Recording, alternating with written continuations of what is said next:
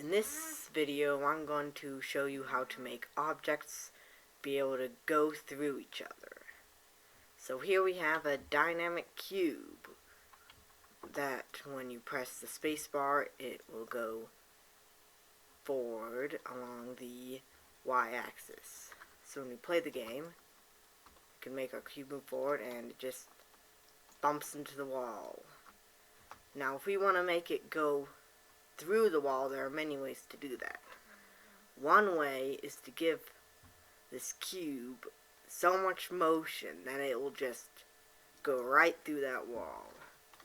So let's just change the motion to 1.6. Now when we do it, boom, it goes through the wall. If we increase the size of this cube, press S and make it bigger, it requires more motion in order to go through an object.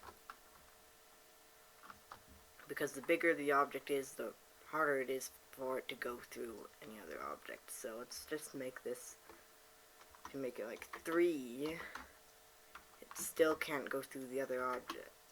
So if we do 5, it can go through the wall. On the other hand, if we want to make this box super small, it takes a lot less motion for it to go through the wall. Let's just do 1.2 and it can already go through that wall with that much motion. Now let's just set it back to normal size and set the motion to 1.2.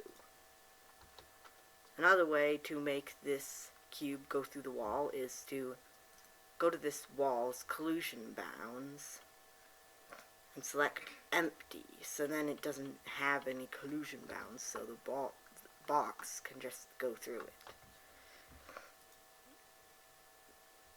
You can also change its physics type from a static to no collusion, and that will do the same thing.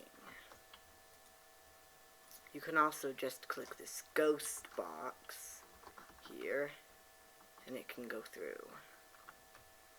Or you can do stuff with collusion groups.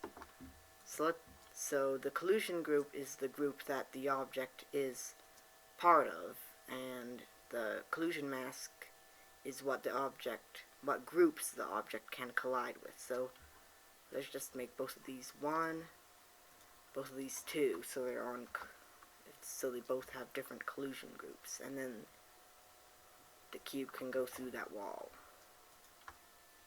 I'll just set this back to normal.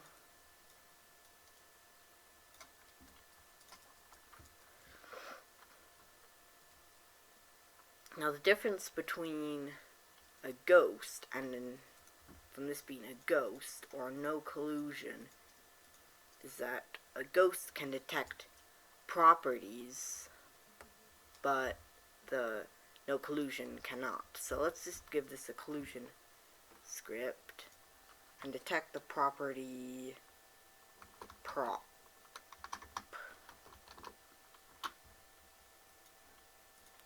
Then when it detects that property, it's going to move on the y-axis.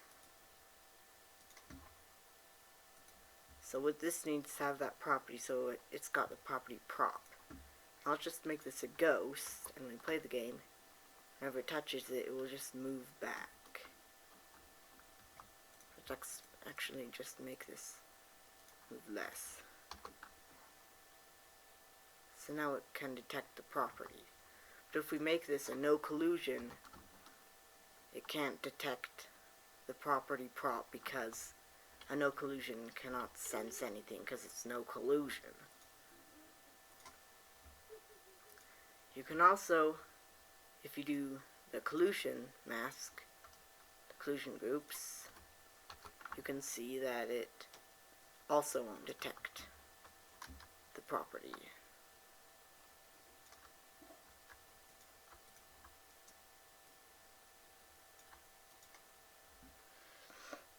And if you make this collusion bounds empty, it can't sense it either.